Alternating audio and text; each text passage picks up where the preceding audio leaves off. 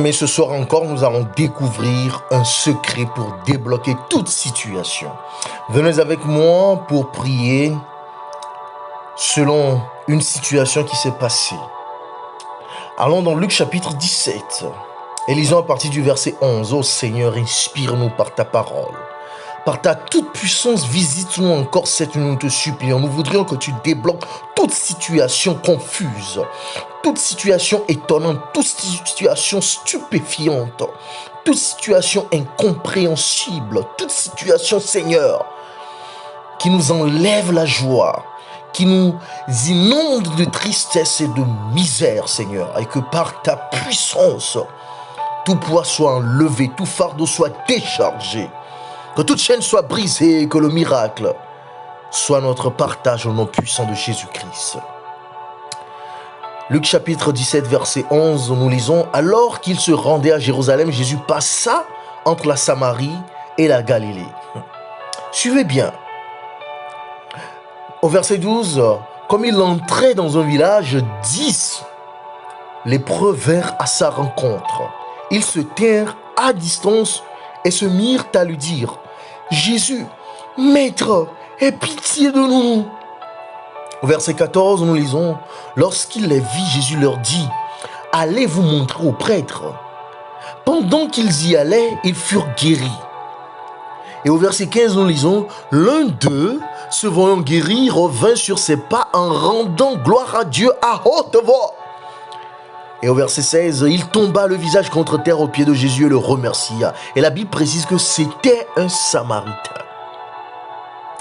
Au verset 17, Jésus prit la parole et dit, « Les 10 n'ont-ils pas été guéris? Les 9 autres, où sont-ils » Et les versets 18 et 19 nous disent, « Ne s'est-il trouvé que cet étranger pour revenir et rendre gloire à Dieu ?» Puis il lui dit, « Lève-toi, vas-y, ta foi t'a sauvé. » Bien-aimés, nous voudrions prier ce soir afin que nous soyons remplis de l'esprit de gratitude et de reconnaissance pour la gloire de Dieu qui inonde notre vie. Je ne sais pas par quoi vous passez, je ne sais pas quel est votre poids ou quelle est la mesure de votre épreuve ou de votre tentation. Mais ce soir, je voudrais que nous puissions passer du temps à remercier Dieu, à lui montrer notre gratitude, à lui témoigner notre reconnaissance pour le bien qu'il nous a fait, pour tout ce qu'il nous a fait par le passé. C'est vrai que nous ne devons pas nous attarder sur le passé, mais une nostalgie est obligée ici. Nous devons remercier le Seigneur pour la vie, pour la santé, pour la délivrance, pour le salut, pour tout ce qu'il nous a fait, pour les prières exaucées. Oh, les pièges qui nous ont été tendus, desquels il nous a sauvés. Oh oui, des épreuves dans lesquelles il nous a témoigné sa puissance, ou les situations calamiteuses par lesquelles nous sommes passés, où nous croyons que tout était fini pour nous, alors qu'il dit le dernier mot et nous fûmes sauvés. Ah oui, nous devons lui témoigner la reconnaissance. Oh, compte tes bienfaits. Oui, rappelle-toi de ces nombreuses fois où tu as crié au Seigneur et qu'il a couru à ton chevet de lit d'hôpital.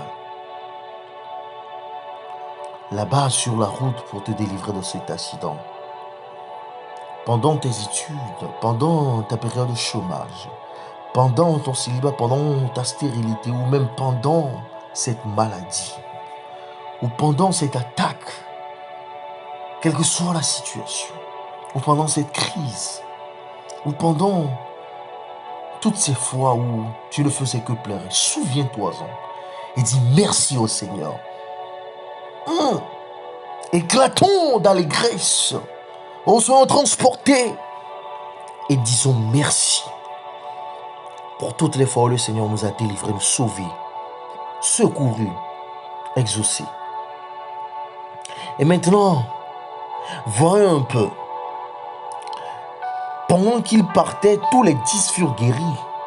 Mais lorsque le seul qui voulut témoigner sa reconnaissance revint, Jésus lui dit, « Lève-toi, vas-y, ta foi t'a sauvé. » Non plus qu'il est guéri, mais maintenant il est sauvé. C'est-à-dire Dieu lui donne une approche holistique pour la vie d'alors et la vie d'après.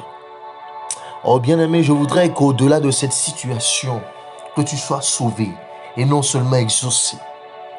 Que tu sois sauvé et non seulement secouru dans cette crise.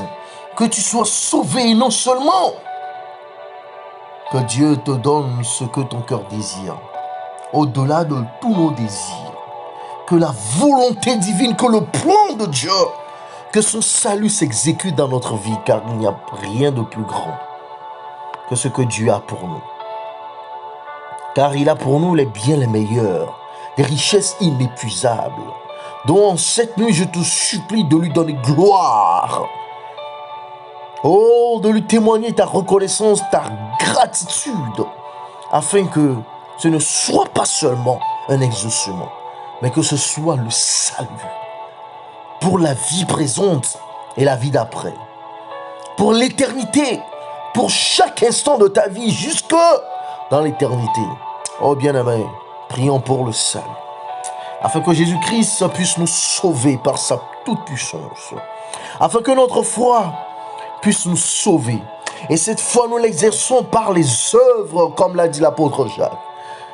Cette foi, nous l'exerçons dans la toute-puissance divine. Cette foi, nous l'exerçons selon les promesses inépuisables et richesses incommensurables du Seigneur Tout-Puissant. Oh oui, peut-être nous ne voulons que sortir du célibat, mais Dieu voit au-delà de cela le salut de toute une famille, le salut de toute une nation, le salut de tout un continent. Peut-être que nous ne voulons qu'un enfant, mais le Seigneur voit au-delà de cela et voit toute une génération sauvée. Il voit le monde entier sauvé.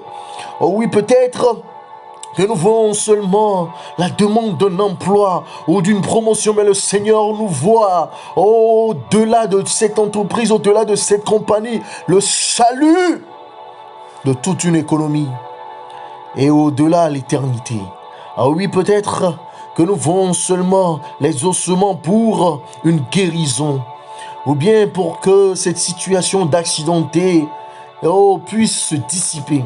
Mais le Seigneur voit le salut et voit une entière et complète guérison, un rétablissement complet et la délivrance de tout piège de l'ennemi, de toute attaque de l'ennemi.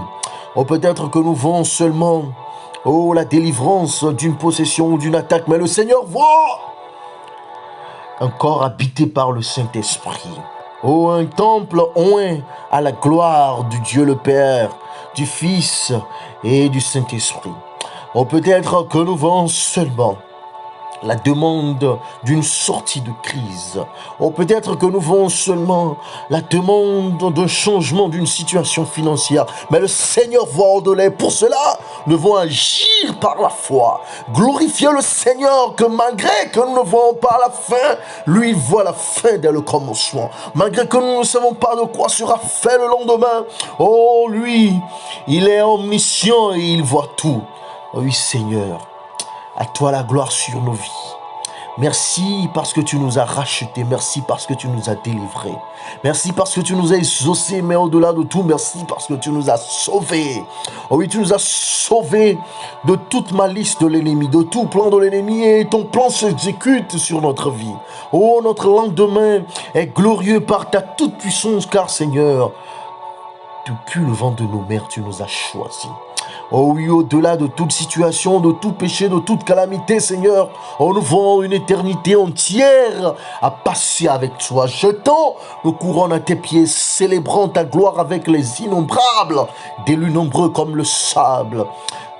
Agitant nos harpes, chantant le cantique de Moïse. Seigneur, gloire à toi pour ce que tu as fait, ce que tu fais et ce que tu feras. Sois élevé pour tous tes bienfaits.